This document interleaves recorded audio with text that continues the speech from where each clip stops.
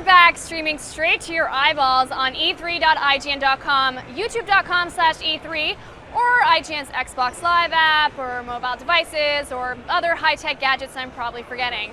Right now, we're going to take a longing glance at Lara Croft's new adventure. Here on set is a world-exclusive demo of Tomb Raider. Thanks, Naomi. I'm Damon Hatfield. I'm here with my good friend Carl Stewart from Crystal Dynamics. We have a yearly tradition where we come on the IGN Live show and we talk about Tomb Raider. I think this is the third or fourth year that we've done this. It is. Welcome back. Today is also a special day. Today is Carl's birthday. Yes, it always seems to be around the first day of E3. Yeah, thank you. Good. So we're taking a look at Tomb Raider. Yes. What are we seeing here now? So what you're seeing is probably about 2 minutes into the beginning of this demo. If you remember last year, Lara scrambled to get out of this den that she was found hung upside down in, and she broke free onto the cliffside. Now we've taken her a little bit further inland, and this is where you get to see really the growth of our character really come to life. So right here, she sort of made her way a little bit inland now. She's a little bit injured. She's still got that sort of injury in her side. She fell only like the spike, and she had to pull it out. Yep. So now she's kind of found a radio. She's got a little bit of hope. Maybe there's somebody out there. She saw a life raft a few minutes ago washed up on shore, so she thinks some of her friends may have survived. But really now it's about making sure that she gets some heat, right? So it's all about understanding that character performance. It's about the journey and how she gets to become that Lara Croft that we gave you a little sneak peek of yesterday on the stage of the Microsoft press briefing. Is anyone listening? You have to build fires? Is that no, this is more just about the story, the creative. Okay. It's sort of getting to that sort of stage where you feel like, okay, I'm personal with the character. I now know exactly how she's gotten to this point. So instead of just kind of going through gameplay, it's sort of, we want to show the personality, which is a very big deal about giving you the immersion into the game.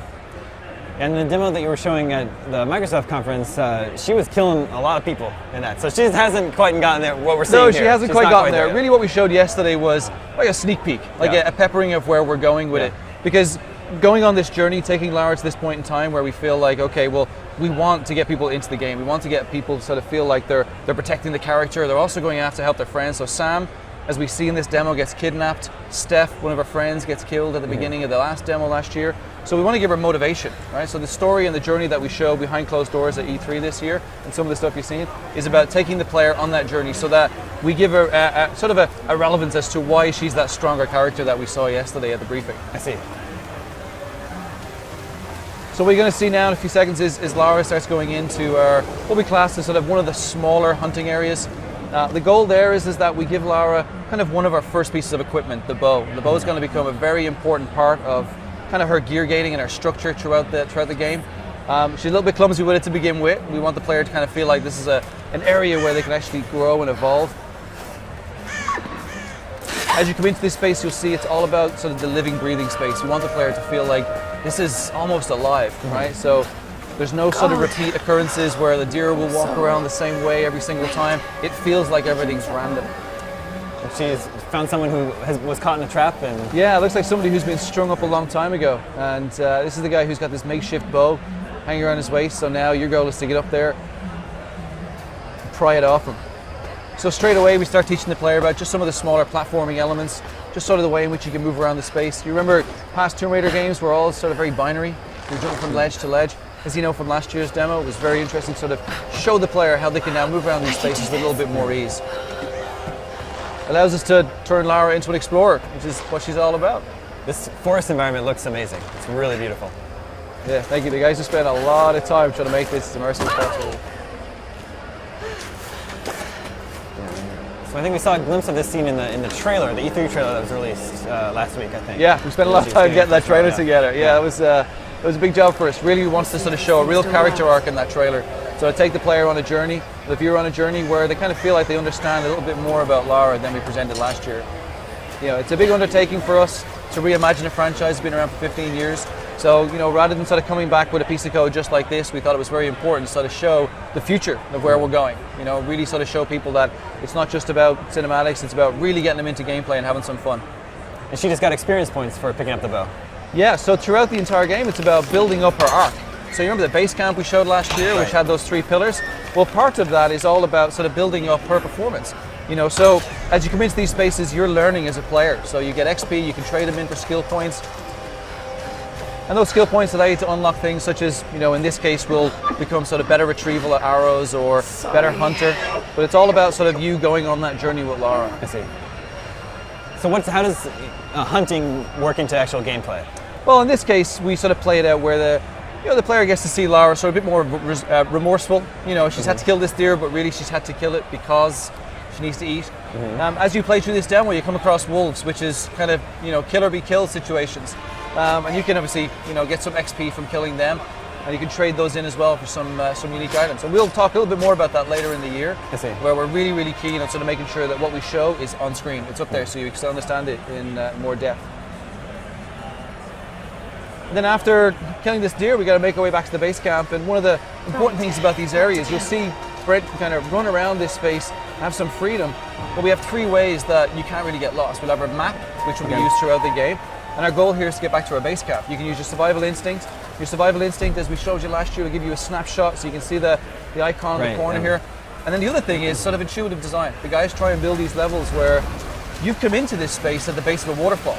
Naturally, water flows down. So no matter where you run around, you don't feel like you get lost. You just find the stream, follow it back up to base camp. And we do that throughout all of the levels so that they sort of feel like you're being smart and resourceful as well as Lara. You're coming into these spaces and understanding them the way in which you would naturally. And we'll see notifications pop up here and there, but for the most part, there's no HUD. No, we try and break away from the HUD altogether. Yeah, we want to try and immerse the player in as deep as possible.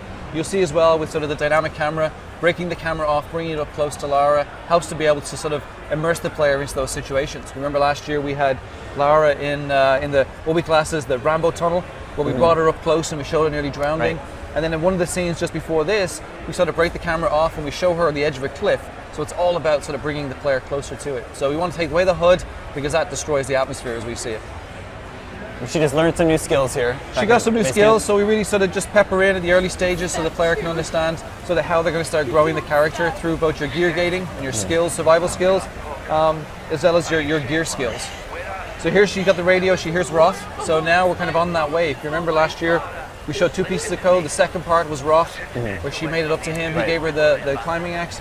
Well, now she's figured out Roth's still alive, and she's now got a motivation to start making her way up through the forest to meet him further up. Is hunting an activity you can do at any time? Can you just go into the forest and find... you can hunt. What we try to do is teach the player that, in the early stages, it's about the story. We want to immerse that player, as we keep saying. But soon enough, you can hunt just to be able to build up your XP. There's tons of stuff you can unlock. You'll get to see that as you start playing through the game. So the motivation is to go in and do a little bit more than just kind of go in, do the job and move on. You want to have a little bit of fun hunting around, and as well sort of honing your skills. It's very important that you understand sort of the capabilities of the bow itself.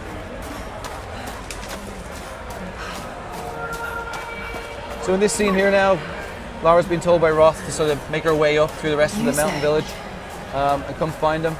And now she's starting to get into some of the mystery. Here's some of the things that you got to see last year in the demo where the scavengers were in the den. Now we come into a place where one of the scavengers has been living. The door's now open, it gets a little bit creepier. Lara starts making her way so a little bit deeper into this cavern.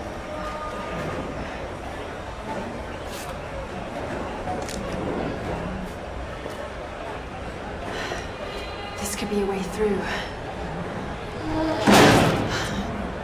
I don't know if she wants to go down there. No. She's an adventurer. She's like, I'm curious. What's down there? This is going to be bad.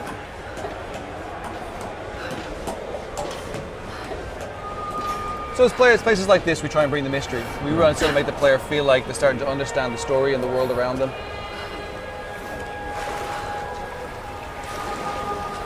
It's something we saw in the demo again last year. There's like sort of physics-based puzzles, and sometimes you might have to use fire.